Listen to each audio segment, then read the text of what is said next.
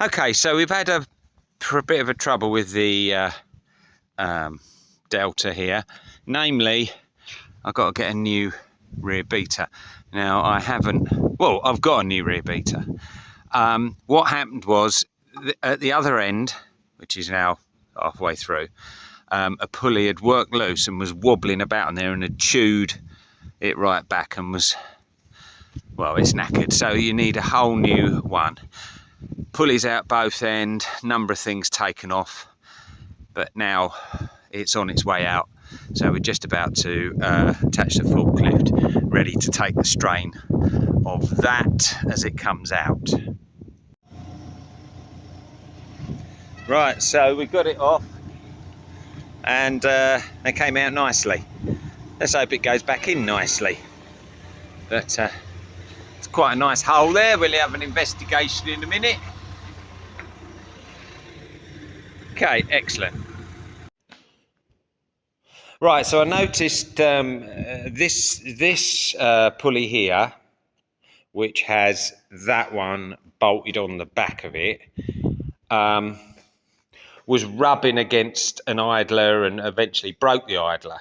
And I just thought it was set up wrong. But as soon as I loosened the belts, you could wiggle that about the shaft that it's on, which is, as you can see, it's worn right in here. The keyway's knackered. I actually think that bearing's all right. I think it's just avoided the bearing by some miracle. So that's all got to come out and be done. That's a hydraulic clutch in there, which cuts that in. Is that right? Yeah, that is the table drive. So when this cuts in, that one locks up and drives the table. So that was wobbling about on the shaft, as it turns out. And if we come over here and look at the old shaft, you have to have the whole beater, there's nothing you can do about it.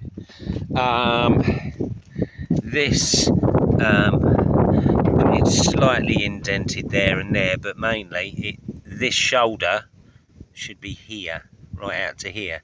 So it's actually eaten in, what, 8mm maybe? Something like that. Which obviously is less than ideal. And which is why it was now touching against this idler and broke the idler. That's how we knew something was wrong. It was like, why is it doing that? Well, it had moved over 10mm and was eating into the idler. So obviously that's knackered. So they brought a new shaft down, drove it all the way down from Hull, which I thought was pretty good of them. Oh, I chopped the end of this off with an angle so I could get my pullers on the whatever this is called. Got a bearing. Of course it is the bearing. Now hang on a minute, this is a tightener. Damn it, I don't think I've ordered one of them. Mind you, that's not damaged. That should be able to get that off. I haven't ordered one of them. How annoying. I wonder... Because this end wasn't damaged, so I haven't actually ordered anything for this end. So fingers crossed that'll all come to bits. That's a little bit annoying. Right, well, I have ordered tightener, and there's a couple of tighteners go on here somehow. I'm not quite sure how yet. Right, we'll have to make sure we don't forget that. Well, that end, this end, rather luckily maybe, the hydraulic variator was leaking. So it's got to come off anyway. So it's come off, and now we can do the hydraulic seals in that. The actual thing came out pretty well. Well done, Will. Don't forget all them pipes as well. Clean them all up, rub them all down. You have got a cloth there. You can turn it inside out once it gets dirty. Yeah, stuff's like super great, right? So actually, getting the shaft out was easy. It comes out easy once you've got the bearings off.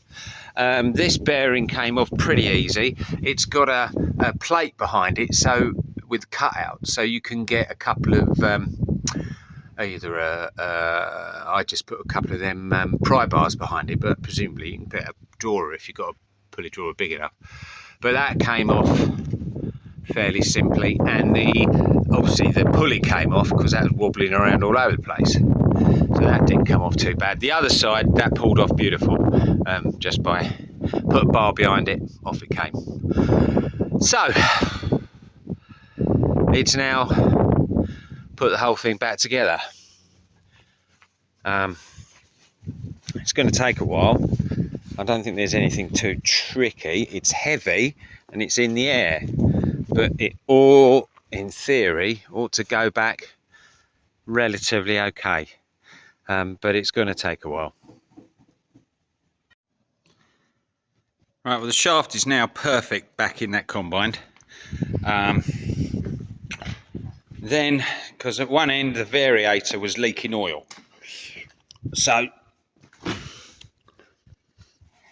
that has all been stripped out, resealed and back together. Brilliant. Now, it's steady, but this central hub inside was quite nastily, looked like it had water in there, which it might have done if it's been power washed and sitting in it, I don't know. But anyway, I was thinking, oh no, but it's actually rubbed down pretty nice, so I think that'll be all right. The seal gone, these little seals here. This one may or may not be able to see this, but yeah, you can see all the grooves that have been cut in it. It was pretty nasty, but it's all pretty good now. So that's that end of it, the right hand side, and I'm just starting on the left hand side. This is the one that actually failed somewhere in here. I've got a new hub for it. So took these outer bolts out, just knocked up these little lifting eyes, and this lifts up because this is a clutch in here. I've got all new seals for it. So we'll trip this off and get that all ready to go. I think that will probably take the rest of today, because that took me all morning and a little bit of the afternoon to get that all right. And if it's all ready, then I can put that all back on tomorrow, which is a bit of a day later than I was hoping, but there we are. At least the weather's set fair. Right, so this table clutch is now apart. I have got seals for this piston, but I didn't have to take it apart, so quite frankly, I'm going to leave it well alone. The hub is the thing I knew I'd needed, and here it is, and you can plainly see what's happened here.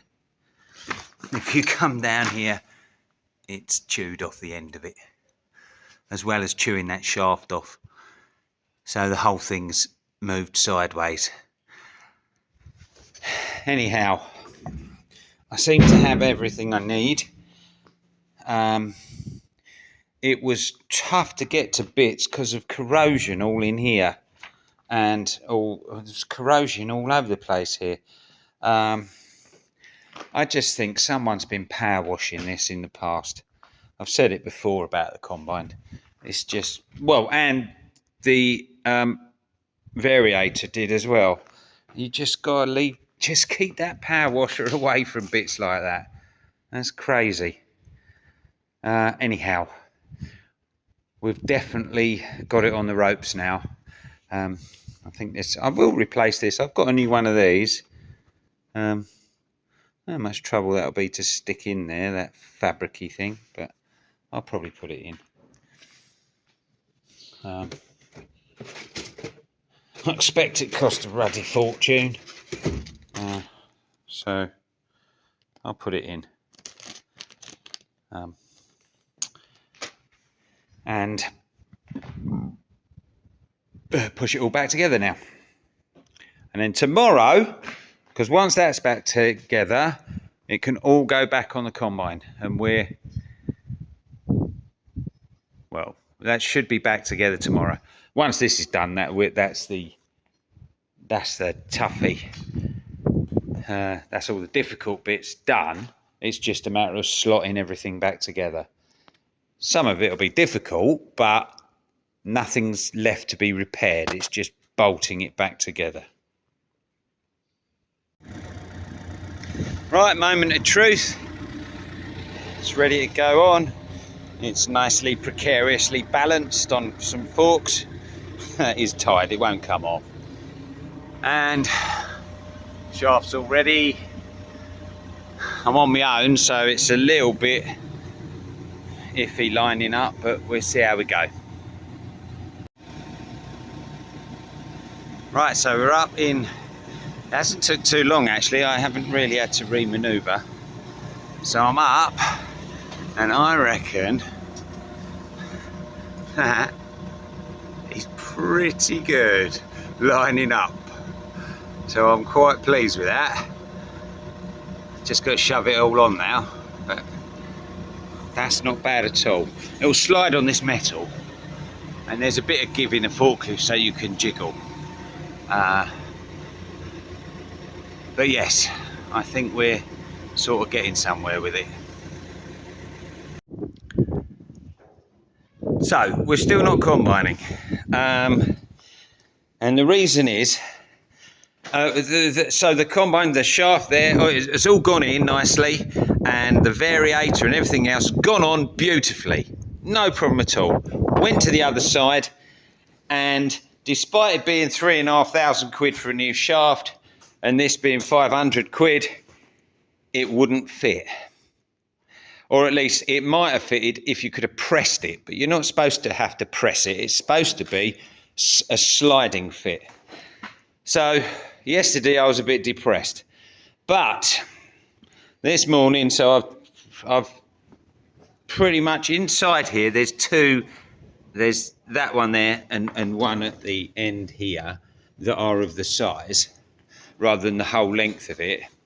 So what I was umming and ahhing what to do, and I came up with a plan. It seems to be working, because this end now is a perfect sliding fit on the shaft. I've just got a little bit more to do on this one, and what I've done, I've made a key, a sort of a flat key that will fit there to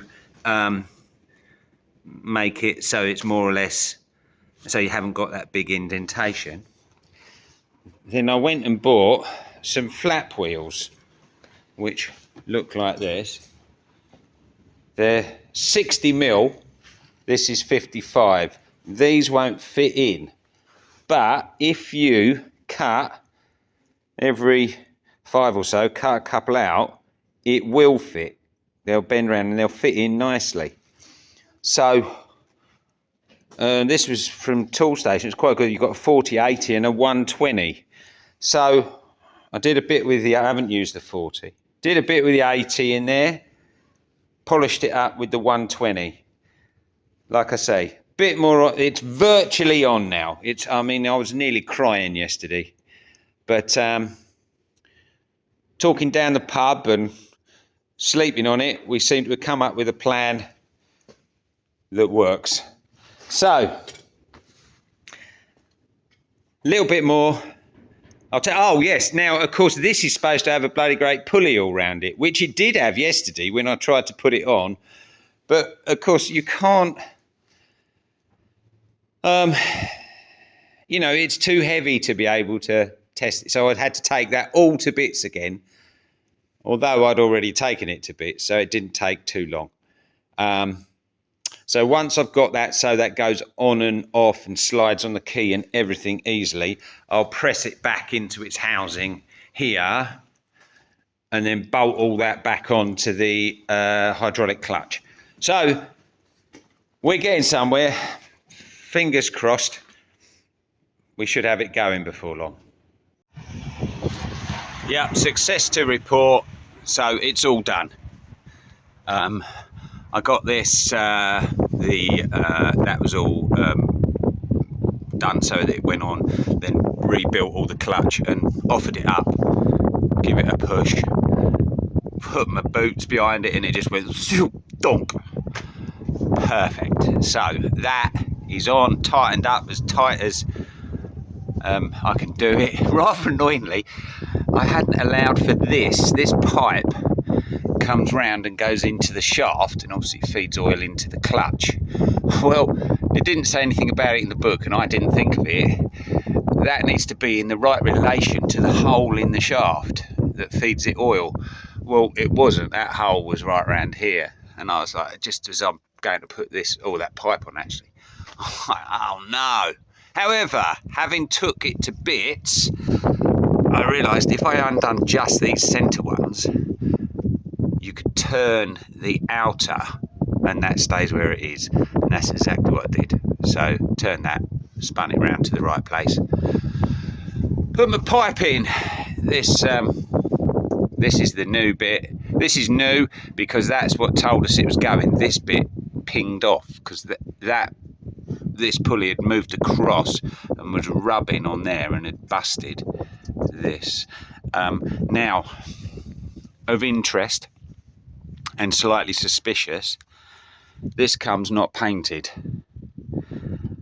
The one that was on there was not painted.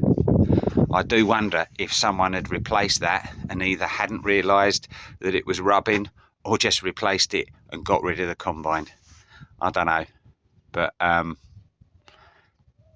that's a bit suspicious to me that this pulley wasn't a painted pulley. That's been changed.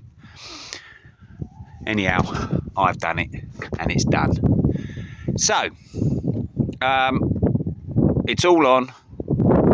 It's ready to go combining at last after a week.